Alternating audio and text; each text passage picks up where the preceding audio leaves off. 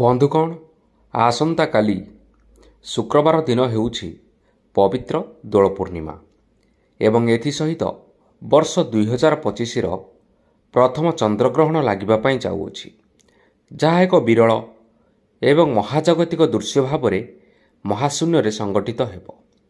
ଦୋଳ ପୂର୍ଣ୍ଣିମା ଓ ଚନ୍ଦ୍ରଗ୍ରହଣ ଗୋଟିଏ ଦିନରେ ପଡ଼ୁଥିବାରୁ ଏହା ବହୁତ ବିରଳ ରହିବ ଏବଂ ଏମିତି ସଂଯୋଗ ଦୀର୍ଘ 500 ବର୍ଷ ପରେ ପଡ଼ୁଅଛି।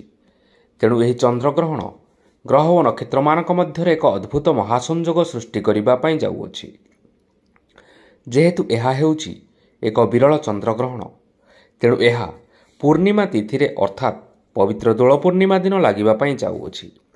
ଏହି ଗ୍ରହଣ ଲାଗୁଥିବା ସମୟରେ ଚନ୍ଦ୍ର ସିଂହ ରାଶି ଓ ପୂର୍ବ ଫାଲ୍ଗୁନୀ ନକ୍ଷତ୍ରରେ ଅବସ୍ଥାନ କରୁଥିବାରୁ ଏହି ଚନ୍ଦ୍ରଗ୍ରହଣ ସିଂହ ରାଶିରେ ସଂଗଠିତ ହେବ, ଯାହାଦ୍ୱାରା ସିଂହ ରାଶିର ବ୍ୟକ୍ତିବିଶେଷମାନଙ୍କ ଉପରେ ଏହାର ଯଥେଷ୍ଟ ପ୍ରଭାବ ରହିବ। ଏହି ଚନ୍ଦ୍ରଗ୍ରହଣ ଏକ ଉପଛାୟା ଚନ୍ଦ୍ରଗ୍ରହଣ ଭାବରେ ମହାଶୂନ୍ୟରେ ସଂଗଠିତ ହେବ। ଏହାର ପୂର୍ଣ୍ଣ ଅବଧିକାଳ ରହିଛି 3 ଘଣ୍ଟା 36 ମିନିଟ୍ ଏବଂ 8 ସେକେଣ୍ଡ। ଯେହେତୁ ଏହି ଚନ୍ଦ୍ରଗ୍ରହଣ ଦୋଳ ପୂର୍ଣ୍ଣିମା ଦିନ ପଡ଼ୁଅଛି, ତେବେ କେମିତି ଏହାକୁ ପାଳନ କରିବେ ଓ କେଉଁ ସମୟରେ ପାଳନ କରିବେ, ଏହିସବୁ ବିଷୟରେ ଆଜି ଆମେ ଆପଣମାନଙ୍କୁ ଏହି ଭିଡ଼ିଓ ମାଧ୍ୟମରେ ସମ୍ପୂର୍ଣ୍ଣ ଭାବରେ ଜଣାଇବୁ। ଏଥିସହିତ ବନ୍ଧୁଗଣ, ଆଜିର ଏହି ଭିଡ଼ିଓ ମାଧ୍ୟମରେ ଆମେ ଚନ୍ଦ୍ରଗ୍ରହଣର ସ୍ପର୍ଶ ସମୟଠାରୁ ଆରମ୍ଭ କରି ମୋକ୍ଷ ପ୍ରାପ୍ତି ପର୍ଯ୍ୟନ୍ତ ସମସ୍ତ ସମୟ ସୀମା, ଓଡ଼ିଶାରେ କେଉଁ ସମୟରେ ଦୃଶ୍ୟମାନ ହେବ, ସୂତକ ସମୟ ବା ପାକ ନିଷେଧର ସମୟ ମାନ୍ୟ ହେବ ନା ନାହିଁ, ହାଣ୍ଡି ଛାଡ଼ର ସମୟ ଏବଂ ଶୁଭ ଅଶୁଭ କାର୍ଯ୍ୟ ବିଷୟରେ ସମ୍ପୂର୍ଣ୍ଣ ଭାବରେ ଜାଣିବା, ଯାହାକି ପାଞ୍ଜିର ନିର୍ଭୁଲ ଗଣନାରୁ ସଂଗୃହୀତ ଅଟେ। ଭିଡ଼ିଓର ଶେଷରେ ରହିଅଛି ଚନ୍ଦ୍ରଗ୍ରହଣ ସମୟରେ କ'ଣ କରିବେ ଓ କ'ଣ କରିବେ ନାହିଁ, ଗର୍ଭବତୀ ମହିଳାମାନଙ୍କ ପାଇଁ କ'ଣ ରହିଛି ଏବଂ କେଉଁ ରାଶିର ବ୍ୟକ୍ତିମାନଙ୍କ ଉପରେ ଶୁଭ ଓ କେଉଁ ରାଶିର ବ୍ୟକ୍ତିବିଶେଷମାନଙ୍କ ଉପରେ ଅଶୁଭ ପ୍ରଭାବ ପଡ଼ିବ। ତେବେ ଆସନ୍ତୁ ଜାଣିବା। ତାହା ପୂର୍ବରୁ ଆପଣମାନଙ୍କୁ ଅନୁରୋଧ, ଏହି ଭିଡ଼ିଓକୁ ଗୋଟିଏ ଲାଇକ୍ କରିନିଅନ୍ତୁ ଏବଂ ଯଦି ଆପଣମାନେ ଏପର୍ଯ୍ୟନ୍ତ ଆମ ଚ୍ୟାନେଲକୁ ସବସ୍କ୍ରାଇବ୍ କରିନାହାନ୍ତି ତାହେଲେ ବର୍ତ୍ତମାନ ହିଁ ସବସ୍କ୍ରାଇବ୍ କରିନିଅନ୍ତୁ। ତେବେ ଆସନ୍ତୁ ଜାଣିବା। ବନ୍ଧୁଗଣ, ସୌରମଣ୍ଡଳର ରହସ୍ୟ ହେଉଛି ବଡ଼ ବିଚିତ୍ର। ସୌରମଣ୍ଡଳରେ ସୂର୍ଯ୍ୟ ଓ ଚନ୍ଦ୍ରଙ୍କ ବ୍ୟତୀତ ଆଉ 9ଟି ଗ୍ରହ ଅବସ୍ଥାନ କରିଥାନ୍ତି। ସେଥିମଧ୍ୟରୁ ପୃଥିବୀ ହେଉଛି ଅନ୍ୟତମ ଏବଂ ଏହି ପୃଥିବୀରେ ଆମେ ବସବାସ କରିଛୁ। ଯେହେତୁ ଚନ୍ଦ୍ର ହେଉଛନ୍ତି ପୃଥିବୀର ଉପଗ୍ରହ, ତେଣୁ ସୂର୍ଯ୍ୟପରାଗ ଓ ଚନ୍ଦ୍ରଗ୍ରହଣ କେବଳ ପୃଥିବୀ ପୃଷ୍ଠରେ ଦୃଶ୍ୟମାନ ହୋଇଥାଏ। ଚନ୍ଦ୍ରଗ୍ରହଣ ହେଉ ବା ସୂର୍ଯ୍ୟପରାଗ, ଜ୍ୟୋତିଷ ଶାସ୍ତ୍ର ଅନୁସାରେ ଏହି ସମୟକୁ ଅଶୁଭ ସମୟ କୁହାଯାଇଥାଏ, କାରଣ ଏହି ସମୟରେ ଚନ୍ଦ୍ରଙ୍କଠାରୁ ବାହାରୁଥିବା ଛାଇ ବା ଆଲୋକ ସିଧାସଳଖ ଭାବରେ ପୃଥିବୀ ପୃଷ୍ଠରେ ପଡ଼ିପାରିନଥାଏ, ଯାହାଦ୍ୱାରା ଏହି ସମୟରେ ନକାରାତ୍ମକ ସୃଷ୍ଟି ବା ନକାରାତ୍ମକ ଶକ୍ତିମାନେ ପୃଥିବୀ ପୃଷ୍ଠରେ ଜାଗ୍ରତ ହୋଇଉଠିଥାନ୍ତି। ତେଣୁ ଜ୍ୟୋତିଷ ଶାସ୍ତ୍ରରେ ଏହି ସମୟ ସୀମା ମଧ୍ୟରେ କେତେକ କାର୍ଯ୍ୟ କରିବା ପାଇଁ ମଧ୍ୟ ବାରଣ କରାଯାଇଛି। ସାଧାରଣତଃ ଗ୍ରହଣ ଲାଗିବାର 9 ଘଣ୍ଟା ବା 3 ପ୍ରହର ପୂର୍ବରୁ ଏବଂ ପରାଗ ଲାଗିବାର 12 ଘଣ୍ଟା ବା 4 ପ୍ରହର ପୂର୍ବରୁ ପାକ ନିଷେଧ ବା ହାଣ୍ଡି ଛାଡ଼ କରାଯାଇଥାଏ। ଏହି ସମୟକୁ ସୂତକ ସମୟ ମଧ୍ୟ କୁହାଯାଇଥାଏ। ଏହି ଗ୍ରହଣ ଲାଗୁଥିବା ସମୟରେ ଖାଦ୍ୟ ଗ୍ରହଣ କରିବାକୁ ମଧ୍ୟ ବାରଣ କରାଯାଇଛି, କାରଣ ଏହି ଗ୍ରହଣ ଲାଗୁଥିବା ସମୟରେ ପେଟରେ କିଛି ଖାଦ୍ୟ ପଦାର୍ଥ ନ ରହିବା ହିଁ ଭଲ। ତେଣୁ 9 ଘଣ୍ଟା ବା 3 ପ୍ରହର ପୂର୍ବରୁ ହାଣ୍ଡି ଛାଡ଼ କରାଯାଇଥାଏ। ବନ୍ଧୁଗଣ, ଆସନ୍ତାକାଲି ଶୁକ୍ରବାର ଅର୍ଥାତ୍ ପବିତ୍ର ଦୋଳ ପୂର୍ଣ୍ଣିମା ଦିନ ବର୍ଷର ପ୍ରଥମ ଚନ୍ଦ୍ରଗ୍ରହଣ ଲାଗିବା ପାଇଁ ଯାଉଅଛି। ଏହି ବର୍ଷ ସମୁଦାୟ 4ଟି ମହାଜାଗତିକ ଦୃଶ୍ୟ ମହାକାଶରେ ଦେଖିବା ପାଇଁ ମିଳିବ। ସେଥିମଧ୍ୟରୁ 2ଟି ଚନ୍ଦ୍ରଗ୍ରହଣ ଏବଂ ଆଉ 2ଟି ସୂର୍ଯ୍ୟପରାଗ ଅଟେ। ତେବେ ଆସନ୍ତାକାଲି ବର୍ଷ 2025ର ପ୍ରଥମ ଚନ୍ଦ୍ରଗ୍ରହଣ ଲାଗିବା ପାଇଁ ଯାଉଅଛି। ତେବେ ଆସନ୍ତୁ ଏବେ ଜାଣିନେବା ଏହି ଚନ୍ଦ୍ରଗ୍ରହଣ ସମୟରେ କ'ଣ କରିବେ ଓ କ'ଣ କରିବେ ନାହିଁ ଏବଂ ଏହିସବୁ ବିଷୟ ଜାଣିବା ପୂର୍ବରୁ ପ୍ରଥମେ ଜାଣିନେବା ଗ୍ରହଣ ଲାଗିବାର ସମୟ ସୀମା ଏବଂ ଏହା କେଉଁ ସମୟରେ ଦୃଶ୍ୟମାନ ହେବ, କେଉଁ ଜାଗାରେ ଦୃଶ୍ୟମାନ ହେବ ଏବଂ ଏହାର ପ୍ରଭାବ କ'ଣ ରହିଛି। ପ୍ରଥମେ ଜାଣି ରଖିବା ଗ୍ରହଣ ଲାଗିବାର ସମୟ ବା ଗ୍ରାସ ସମୟ। ଆସନ୍ତାକାଲି 14 ତାରିଖ ଶୁକ୍ରବାର ଦିନ ଲାଗିବାକୁ ଯାଉଥିବା ଚନ୍ଦ୍ରଗ୍ରହଣ ହେଉଛି ଏକ ଉପଛାୟା ଚନ୍ଦ୍ରଗ୍ରହଣ। ଏହି ଗ୍ରହଣର ଗ୍ରାସ ବା ଗ୍ରହଣ ଲାଗିବାର ସମୟ ହେଉଛି ସକାଳ 10:41 ଆରମ୍ଭ ହୋଇ ଦିନ 2:17 ଏବଂ 19 ସେକେଣ୍ଡରେ ଶେଷ ହେବ। ଏହି ଗ୍ରହଣ ମହାକାଶରେ ପ୍ରାୟ 3 ଘଣ୍ଟା 36 ମିନିଟ୍ ଏବଂ 8 ସେକେଣ୍ଡ ପର୍ଯ୍ୟନ୍ତ ଦୃଶ୍ୟମାନ ହେବ। ଦିନ 11:14 ଏବଂ 15 ସେକେଣ୍ଡରେ ସର୍ବାଧିକ ଚନ୍ଦ୍ରଗ୍ରହଣ ମହାକାଶରେ ଦୃଶ୍ୟମାନ ହେବ। ତେବେ ଏହି ଗ୍ରହଣ ଉତ୍ତର ଏବଂ ଦକ୍ଷିଣ ଆମେରିକା, କାନାଡ଼ା, ପଶ୍ଚିମ ଆଫ୍ରିକା, ୟୁରୋପ, ଏସିଆ ଏବଂ ଆଣ୍ଟାର୍କଟିକାରେ ଦୃଶ୍ୟମାନ ହେବ। ଗ୍ରହଣର ସୂତକ ସମୟ ମାନ୍ୟ ହେବ ନା ନାହିଁ। ସାଧାରଣତଃ ଗ୍ରହଣ ଲାଗିବାର 9 ଘଣ୍ଟା ବା 3 ପ୍ରହର ପୂର୍ବରୁ ଏବଂ ପରାଗ ଲାଗିବାର 12 ଘଣ୍ଟା ବା 4 ପ୍ରହର ପୂର୍ବରୁ ପାକ ନିଷେଧ ବା ହାଣ୍ଡିଛାଡ଼ କରାଯାଇଥାଏ। ଏହି ସମୟକୁ ସୂତକ ସମୟ ମଧ୍ୟ କୁହାଯାଇଥାଏ। ଯେହେତୁ ଏହି ଗ୍ରହଣ ଲାଗିବା ପାଇଁ ଯାଉଅଛି, ତେଣୁ 9 ଘଣ୍ଟା ପୂର୍ବରୁ ହାଣ୍ଡିଛାଡ଼ କରାଯାଇଥାଏ। ତେବେ ଏହି ଚନ୍ଦ୍ରଗ୍ରହଣ ଆସନ୍ତାକାଲି 14 ତାରିଖରେ ଲାଗିବା ପାଇଁ ଯାଉଅଛି। ଏହା ଭାରତ ଏବଂ ଓଡ଼ିଶାରେ ଦୃଶ୍ୟମାନ ହେବ ନାହିଁ, କାରଣ ଗ୍ରହଣ ଦିନ ସମୟରେ ଲାଗିବା ପାଇଁ ଯାଉଅଛି।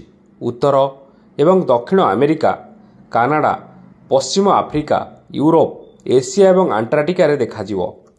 ସକାଳ ସମୟରେ ଭାରତର ଉତ୍ତର ପଶ୍ଚିମ ରାଜ୍ୟମାନଙ୍କରେ କିଛି ସମୟ ପାଇଁ ଦୃଶ୍ୟମାନ ହେବାର ସମ୍ଭାବନା ରହିଅଛି। ଜ୍ୟୋତିଷ ଶାସ୍ତ୍ର ଅନୁସାରେ ଉପଛାୟା ଚନ୍ଦ୍ରଗ୍ରହଣ ହେବା କାରଣରୁ ଏହି ଚନ୍ଦ୍ରଗ୍ରହଣର ସୂତକ କାଳ ବା ହାଣ୍ଡିଛାଡ଼ ସମୟ ମାନ୍ୟ ହେବ ନାହିଁ, କାରଣ ସେହି ଗ୍ରହଣର ସୂତକ କାଳ ମାନ୍ୟ ହୋଇଥାଏ ଯେଉଁ ଗ୍ରହଣ ଖାଲି ଆଖିରେ ଦେଖାଯାଇ ପାରିଥାଏ। ଯେହେତୁ ଏହା ଏକ ଉପଛାୟା ଚନ୍ଦ୍ରଗ୍ରହଣ, ତେଣୁ ଏହି ଚନ୍ଦ୍ରଗ୍ରହଣ ଖାଲି ଆଖିରେ ଦୃଶ୍ୟମାନ ହେବ ନାହିଁ। ଉପଛାୟା ଚନ୍ଦ୍ରଗ୍ରହଣ ସେତେବେଳେ ହୋଇଥାଏ ଯେତେବେଳେ ସୂର୍ଯ୍ୟ ଓ ଚନ୍ଦ୍ରଙ୍କ ମଧ୍ୟରେ ପୃଥିବୀ ଆସିଥାଏ, କିନ୍ତୁ ସେହି 3 ଜଣ ଏକ ସରଳ ରେଖାରେ ରହିନଥାନ୍ତି, କାରଣ ଗ୍ରହଣ ଲାଗିବା ପୂର୍ବରୁ ଚନ୍ଦ୍ରମା ପୃଥିବୀର ଉପଛାୟାରେ ପ୍ରବେଶ କରିଥାଏ ଓ ଏହାପରେ ସେ ପୃଥିବୀର ବାସ୍ତବିକ ଛାୟାରେ ପ୍ରବେଶ କରିଥାଏ। ଯେତେବେଳେ ଏମିତି ହୋଇଥାଏ ସେତେବେଳେ ଚନ୍ଦ୍ରଗ୍ରହଣ ଲାଗିଥାଏ, କିନ୍ତୁ କେତେଥର ଏମିତି ବି ଦେଖାଯାଇଥାଏ କି ଚନ୍ଦ୍ରମା କେବଳ ପୃଥିବୀର ଉପଛାୟାରେ ହିଁ ପ୍ରବେଶ କରି ପୁଣି ଫେରିଆସିଥାଏ। ଏହି ସମୟରେ ଚନ୍ଦ୍ରମାର ପ୍ରତିବିମ୍ବ କେବଳ ପାଉଁଶିଆ ନଜର ଆସିଥାଏ, ସମ୍ପୂର୍ଣ୍ଣ ଅନ୍ଧକାର ନୁହେଁ। ତେଣୁ ଆସନ୍ତା 14 ତାରିଖ ଶୁକ୍ରବାର ଦିନ ଲାଗିବା ପାଇଁ ଯାଉଥିବା ଚନ୍ଦ୍ରଗ୍ରହଣ ଏକ ଉପଛାୟା ଚନ୍ଦ୍ରଗ୍ରହଣ। ତେଣୁ ଏହି ଚନ୍ଦ୍ରଗ୍ରହଣର ସୂତକ ସମୟ ବା ପାକ ନିଷେଧର ସମୟ ମାନ୍ୟ ହେବ ନାହିଁ। ଏଥିସହିତ ଦେବନୀତି ଓ ପୂଜା କାର୍ଯ୍ୟ ମଧ୍ୟ ବନ୍ଦ ହେବ ନାହିଁ। ଏବେ ଜାଣିବା ଦୋଳ ପୂର୍ଣ୍ଣିମା ବା ହୋଲି ପର୍ବ ପାଳନ କରିବାର ଶୁଭ ସମୟ। ବନ୍ଧୁଗଣ, ଆସନ୍ତାକାଲି 14 ତାରିଖ ଶୁକ୍ରବାର ଦିନ ହେଉଛି ପବିତ୍ର ଦୋଳ ପୂର୍ଣ୍ଣିମା। ଆପଣମାନଙ୍କୁ ପବିତ୍ର ଦୋଳ ପୂର୍ଣ୍ଣିମା ଓ ହୋଲି ପର୍ବର ଶୁଭେଚ୍ଛା ଓ ଶୁଭକାମନା। ହିନ୍ଦୁ ଧର୍ମରେ ଏହି ଦିନକୁ ବହୁତ ପବିତ୍ର ମନାଯାଇଥାଏ। ଏହି ଦିନ ଲୋକମାନେ ଦାନ ଓ ଧର୍ମ କରିବାରେ ସମୟ ଅତିବାହିତ କରିଥାନ୍ତି। ଏହି ସମୟ ଶୁଭ ହୋଇଥିବାରୁ ଏହି ଦିନରେ ଧନର ଦେବୀ ମାତା ଲକ୍ଷ୍ମୀଙ୍କୁ ପ୍ରସନ୍ନ କରିବା ପାଇଁ ବିଭିନ୍ନ ଉପାୟ ମଧ୍ୟ କରାଯାଇଥାଏ। ଜ୍ୟୋତିଷ ଶାସ୍ତ୍ର ଅନୁସାରେ ଏହି ସମୟରେ ଗୃହରେ ପୂଜାପାଠ କଲେ ଶୁଭଫଳ ମିଳିଥାଏ। ଯଦି ଏହି ଶୁଭ ସମୟରେ ଜଣାତରେ ହେଉ ବା ଅଜଣାତରେ ହେଉ ଆମେ କିଛି ଅଶୁଭ କାମ କରିଦେଉଛେ, ତେବେ ଆମେ କରିଥିବା ସବୁ ଧର୍ମ ଓ କର୍ମର ଫଳ ଅଶୁଭ ହୋଇଥାଏ, ଯାହାଫଳରେ ଆମକୁ ସାରା ଜୀବନ ଦୁଃଖ କଷ୍ଟ ଓ ଅଭାବ ଅନାଟନରେ ଜୀବନ ବିତାଇବାକୁ ପଡ଼ିଥାଏ। ଦୋଳ ପୂର୍ଣ୍ଣିମାର ସମୟ। ଆସନ୍ତାକାଲି ମାର୍ଚ୍ଚ ମାସ 14 ତାରିଖ ଶୁକ୍ରବାର ଦିନ ହେଉଛି ପବିତ୍ର ଦୋଳ ପୂର୍ଣ୍ଣିମା। ଦୋଳ ପୂର୍ଣ୍ଣିମାର ଶୁଭ ସମୟ ହେଉଛି ସକାଳ 5:55 ଆରମ୍ଭ ହୋଇ ଦିନ 9:18 ପର୍ଯ୍ୟନ୍ତ ରହୁଛି। ଏହି ସମୟସୀମା ମଧ୍ୟରେ ଆପଣମାନେ ଭଗବାନଙ୍କୁ ପୂଜା ଅର୍ଚ୍ଚନା କରିପାରିବେ। ଜ୍ୟୋତିଷ ଶାସ୍ତ୍ର ଅନୁସାରେ ଏହି ଚନ୍ଦ୍ରଗ୍ରହଣ କାରଣରୁ ଗ୍ରହ ଓ ନକ୍ଷତ୍ରମାନଙ୍କର ସ୍ଥାନରେ ବହୁତ ବଡ଼ ପରିବର୍ତ୍ତନ ଦେଖାଦେବା ପାଇଁ ଯାଉଅଛି। ଗ୍ରହ ଓ ନକ୍ଷତ୍ରମାନଙ୍କର ପରିବର୍ତ୍ତନ କାରଣରୁ କିଛି ରାଶିମାନଙ୍କ ଉପରେ ଅଶୁଭ ପ୍ରଭାବ ପଡ଼ୁଥିବା ବେଳେ କେତେକ ରାଶିମାନଙ୍କ ଉପରେ ଏହି ଚନ୍ଦ୍ରଗ୍ରହଣର ଶୁଭ ପ୍ରଭାବ ପଡ଼ିବା ପାଇଁ ଯାଉଅଛି। ତେବେ ରାଶିଚକ୍ରରେ 12 ଗୋଟି ରାଶିମାନଙ୍କ ମଧ୍ୟରୁ ଏହି କେବଳ 8ଟି ରାଶିମାନଙ୍କ ଉପରେ ଏହି ଚନ୍ଦ୍ରଗ୍ରହଣର ଶୁଭ ପ୍ରଭାବ ପଡ଼ିବା ପାଇଁ ଯାଉଅଛି। ସେହି ଭାଗ୍ୟଶାଳୀ ରାଶିମାନେ ହେଉଛନ୍ତି ବୃଷ ରାଶି, ମିଥୁନ ରାଶି, କର୍କଟ ରାଶି, କନ୍ୟା ରାଶି, ତୁଳା ରାଶି, ବିଛା ରାଶି, ମକର ରାଶି ଏବଂ ମୀନ ରାଶି। ଏଥିସହିତ ମେଷ ରାଶି, ସିଂହ ରାଶି, ଧନୁ ରାଶି ଏବଂ କୁମ୍ଭ ରାଶିର ବ୍ୟକ୍ତିବିଶେଷମାନଙ୍କ ଉପରେ ଏହି ଚନ୍ଦ୍ରଗ୍ରହଣର ଖରାପ ବା ଅଶୁଭ ପ୍ରଭାବ ପଡ଼ିବା ପାଇଁ ଯାଉଅଛି। ତେଣୁ ଏହି 4ଟି ରାଶିର ବ୍ୟକ୍ତିବିଶେଷମାନେ ଏହି ଚନ୍ଦ୍ରଗ୍ରହଣ ଲାଗୁଥିବା ସମୟରେ ସାବଧାନ ରହିବା ସହିତ ଭଗବାନଙ୍କର ନାମ ଜପ କରନ୍ତୁ। ଏବେ ଆସନ୍ତୁ ଜାଣିବା ଗର୍ଭବତୀ ମହିଳାମାନେ କିପରି ସତର୍କ ରହିବେ। ଏହି ସମୟ ଗର୍ଭବତୀ ମହିଳାମାନଙ୍କ ପାଇଁ ବହୁତ ଅଶୁଭ ଏବଂ ସମ୍ବେଦନଶୀଳ ହୋଇଥିବାରୁ ସେମାନଙ୍କୁ ସାବଧାନ ରହିବା ସହିତ ଚନ୍ଦ୍ରଗ୍ରହଣ ଦେଖିବା ପାଇଁ ମଧ୍ୟ ବାରଣ କରାଯାଇଛି। କାରଣ ଚନ୍ଦ୍ରଗ୍ରହଣ ଲାଗୁଥିବା ସମୟରେ ଗର୍ଭବତୀ ମହିଳାମାନେ କୌଣସି ଜିନିଷ କଟାକଟି ବା କୌଣସି କପଡ଼ା ଆଦି ସିଲାଇ କରନ୍ତୁ ନାହିଁ, ନଚେତ୍ ଏହାର କୁପ୍ରଭାବ ଗର୍ଭରେ ଥିବା ଶିଶୁ ଉପରେ ସିଧାସଳଖ ଭାବରେ ପଡ଼ିଥାଏ। ଏଥିସହିତ ଗ୍ରହଣ ଲାଗୁଥିବା ସମୟରେ କଳା ରଙ୍ଗର ବସ୍ତ୍ର ପରିଧାନ କରନ୍ତୁ ନାହିଁ ଏବଂ ବାହାରକୁ ମଧ୍ୟ ବାହାରନ୍ତୁ ନାହିଁ। ଚନ୍ଦ୍ରଗ୍ରହଣ ସମୟରେ ଯଦି ଚନ୍ଦ୍ରର ଛାୟା କୌଣସି ବି ଗର୍ଭବତୀ ମହିଳା ଉପରେ ପଡ଼ିଯାଏ, ତେବେ ତାହାର ଗର୍ଭର ପ୍ରଥମ ଶିଶୁକୁ ଶାରୀରିକ ଦୋଷ ଲାଗିଯାଇଥାଏ, ଯାହା ଭବିଷ୍ୟତରେ ବହୁତ ବଡ଼ ସମସ୍ୟା ସୃଷ୍ଟି କରିଥାଏ। ତେଣୁ ଗର୍ଭବତୀ ମହିଳାମାନେ ଏହି ସମୟରେ ବାହାରକୁ ବାହାରନ୍ତୁ ନାହିଁ। ଗ୍ରହଣ ଲାଗୁଥିବା ସମୟରେ କ'ଣ ସବୁ କରିବା ଅନୁଚିତ? ଖାଦ୍ୟ ତିଆରି କରନ୍ତୁ ନାହିଁ। ଚନ୍ଦ୍ରଗ୍ରହଣ ସମୟରେ ଖାଦ୍ୟ ପଦାର୍ଥ ରୋଷେଇ କରିବାକୁ ଅଶୁଭ ମନାଯାଇଥାଏ। ଏହି ସମୟରେ ରନ୍ଧା ହୋଇଥିବା ଖାଦ୍ୟ ଜ୍ୟୋତିଷ ଶାସ୍ତ୍ର ଅନୁସାରେ ଅଶୁଦ୍ଧ ହୋଇଥାଏ। ଏଥିପାଇଁ ଆପଣମାନେ ଚନ୍ଦ୍ରଗ୍ରହଣ ସମୟରେ ରୋଷେଇ କାର୍ଯ୍ୟ କେବେ ହେଲେ କରନ୍ତୁ ନାହିଁ। ଚନ୍ଦ୍ରଗ୍ରହଣ ସମୟରେ ଖାଦ୍ୟ ଗ୍ରହଣ କରନ୍ତୁ ନାହିଁ। ଏହି ସମୟରେ ରନ୍ଧା ହୋଇଥିବା ଖାଦ୍ୟ ଗ୍ରହଣ କରିବା ସମ୍ପୂର୍ଣ୍ଣ ଭାବରେ ନିଷେଧ ଅଟେ। ଜ୍ୟୋତିଷ ଶାସ୍ତ୍ର ଅନୁସାରେ ଚନ୍ଦ୍ରଗ୍ରହଣ ସମୟରେ ରନ୍ଧା ହୋଇଥିବା ଖାଦ୍ୟ ଖାଇଲେ ଏହା ଆମ ଶରୀର ଉପରେ କୁପ୍ରଭାବ ପକାଇଥାଏ। ତେଣୁ ଗ୍ରହଣ ହେଉ ବା ପରାଗ, ଏହି ସମୟରେ ଶୁଖିଲା ଖାଦ୍ୟ ବା ଫଳମୂଳ ଇତ୍ୟାଦି ଆପଣ ଖାଇପାରିବେ। ଗର୍ଭବତୀ ମହିଳାମାନେ ସତର୍କ ରୁହନ୍ତୁ। ଚନ୍ଦ୍ରଗ୍ରହଣ ସମୟରେ ଯେଉଁ ଗର୍ଭବତୀ ମହିଳାମାନେ ଅଛନ୍ତି ସେମାନେ ଘର ବାହାରକୁ ଯିବାକୁ ନିଷେଧ କରାଯାଇଛି। ଚନ୍ଦ୍ରଗ୍ରହଣ ସମୟରେ ଯଦି ଚନ୍ଦ୍ରର ଛାୟା କୌଣସି ବି ଗର୍ଭବତୀ ମହିଳାମାନଙ୍କ ଉପରେ ପଡ଼ିଯାଏ, ତେବେ ତାହାର ଗର୍ଭର ପ୍ରଥମ ଶିଶୁକୁ ଶାରୀରିକ ଦୋଷ ଲାଗିଯାଇଥାଏ, ଯାହା ଭବିଷ୍ୟତରେ ବହୁତ ବଡ଼ ସମସ୍ୟା ସୃଷ୍ଟି କରିଥାଏ। ତେଣୁ ଗର୍ଭବତୀ ମହିଳାମାନେ ଏହି ସମୟରେ ଟିକିଏ ସାବଧାନ ରହିବା ପାଇଁ ଚେଷ୍ଟା କରନ୍ତୁ। ଚନ୍ଦ୍ରଗ୍ରହଣ ସମୟରେ କୌଣସି ଶୁଭ କାର୍ଯ୍ୟ କରନ୍ତୁ ନାହିଁ ଏବଂ କୌଣସି ଶୁଭ କାର୍ଯ୍ୟ କରିବା ପାଇଁ ମଧ୍ୟ ଆଲୋଚନା କରନ୍ତୁ ନାହିଁ। ଏହାଦ୍ୱାରା ଆପଣଙ୍କ ପରିବାରରେ ଅନିଷ୍ଟ ହୋଇଥାଏ। ଚନ୍ଦ୍ରଗ୍ରହଣ ସମୟରେ ଠାକୁର ପୂଜା କରନ୍ତୁ ନାହିଁ। ଏହି ସମୟରେ ଠାକୁର ଘରକୁ ସମ୍ପୂର୍ଣ୍ଣ ଭାବରେ ବନ୍ଦ କରି ରଖନ୍ତୁ ଏବଂ ଚନ୍ଦ୍ରଗ୍ରହଣ ସମୟରେ କୌଣସି ବୃକ୍ଷକୁ ସ୍ପର୍ଶ ମଧ୍ୟ କରନ୍ତୁ ନାହିଁ। ଚନ୍ଦ୍ରଗ୍ରହଣ ସମୟରେ ଅର୍ଣ୍ଣଦାନ କରିବାର ଉତ୍ତମ ସମୟ ମନାଯାଇଛି। ଏମିତି କୁହାଯାଇଛି କି ଏହି ଚନ୍ଦ୍ରଗ୍ରହଣ ସମୟରେ ଅର୍ଣ୍ଣଦାନ କରିଲେ ଶରୀରରେ କୌଣସି ରୋଗ ହୋଇନଥାଏ।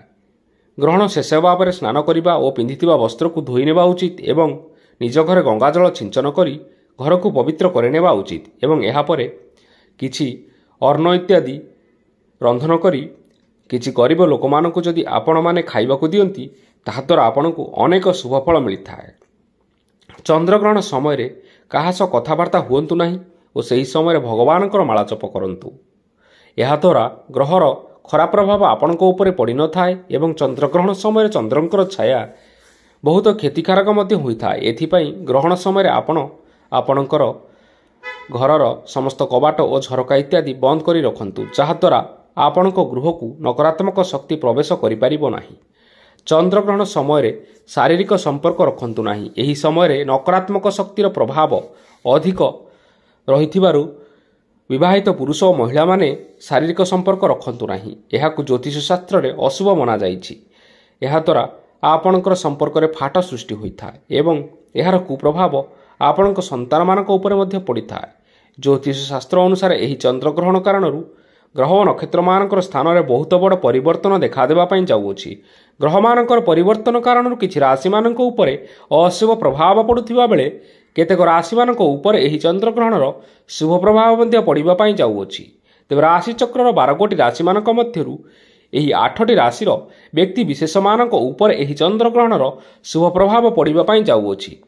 ସେହିସବୁ ଭାଗ୍ୟଶାଳୀ ରାଶିମାନେ ହେଉଛନ୍ତି ବୃଷ ରାଶି, ମିଥୁନ ରାଶି, କର୍କଟ ରାଶି, କନ୍ୟା ରାଶି, ତୁଳା ରାଶି, ବିଛା ରାଶି, ମକର ରାଶି ଏବଂ ମୀନ ରାଶି। ଏଥିସହିତ ମେଷ ରାଶି, ସିଂହ ରାଶି, ଧନୁ ରାଶି ଏବଂ କୁମ୍ଭ ରାଶିର ବ୍ୟକ୍ତିବିଶେଷମାନଙ୍କ ଉପରେ ଏହି ଚନ୍ଦ୍ରଗ୍ରହଣର ଅଶୁଭ ତଥା ଖରାପ ପ୍ରଭାବ ପଡ଼ିବା ପାଇଁ ଯାଉଅଛି। ତେଣୁ ଏହି 4ଟି ରାଶିର ବ୍ୟକ୍ତିବିଶେଷମାନେ ଏହି ଚନ୍ଦ୍ରଗ୍ରହଣ ଲାଗୁଥିବା ସମୟରେ ସାବଧାନ ରହିବା ପାଇଁ ଚେଷ୍ଟା କରନ୍ତୁ ଏବଂ ଭଗବାନଙ୍କର ନାମ ଜପ କରନ୍ତୁ। ଦେଖିବେ ଆପଣମାନଙ୍କ ଉପରକୁ ଆସୁଥିବା ଘାତ ଓ ପ୍ରତିଘାତ ଆପେ ଆପେ ଦୂର ହୋଇଯିବ। ତେବେ ବନ୍ଧୁଗଣ, ଏହା ଥିଲା ଏହି ବର୍ଷ ପ୍ରଥମ ଚନ୍ଦ୍ରଗ୍ରହଣ ସମ୍ପୂର୍ଣ୍ଣ ବିବରଣୀ। ଆଶା କରୁଛୁ ଆପଣମାନଙ୍କୁ ଏହି ଭିଡ଼ିଓଟି ନିଶ୍ଚୟ ପସନ୍ଦ ଆସିଥିବ। ପସନ୍ଦ ଆସିଥିଲେ ଏହି ଭିଡ଼ିଓକୁ ଲାଇକ୍ କରିବା ସହିତ ଆପଣଙ୍କ ପ୍ରିୟଜନମାନଙ୍କ ସହିତ ସେୟାର କରିନିଅନ୍ତୁ ଏବଂ ଆମ ଚ୍ୟାନେଲକୁ ମଧ୍ୟ ସବସ୍କ୍ରାଇବ୍ କରିନିଅନ୍ତୁ। ଧନ୍ୟବାଦ।